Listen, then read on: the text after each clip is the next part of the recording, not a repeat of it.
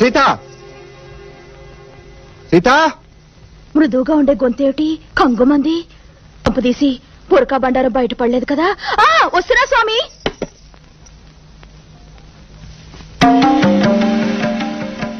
ఏంటిది? బురకా. మన ఇంట్లో ఎందుకుంది? ఇది మరీ బాగుంది. నాకేం తెలుసు? పొద్దున్న బుర్కా వేసుకుని మా ఆఫీస్ లో అమ్మాయిని కొట్టింది నువ్వే కదా? సమాధానం చెప్పు. నేనేనేమో. ఎందుకు చేసావు ఈ పని? నేనేం పాతకాలపు అమాయకురాల్ని కాదు, ఈ కాలపు గడిచిపిండాన్ని. లేకపోతే నా మొగుడిని వల్ల వేసుకోవాలని చూస్తే నేను ఊరుకుంటానా? నీ మొగుడిని వల్ల వేసుకోవడం తప్పితే వాళ్ళకి వేరే పని లేదనుకుంటున్నావా? వల్ల వేసుకోవడానికి కాకపోతే పక్కనుంచి ఎందుకు కూర్చుందంట? ఇంకా నయం ఏకంగా ఒళ్ళో వచ్చి కూర్చోలేదు.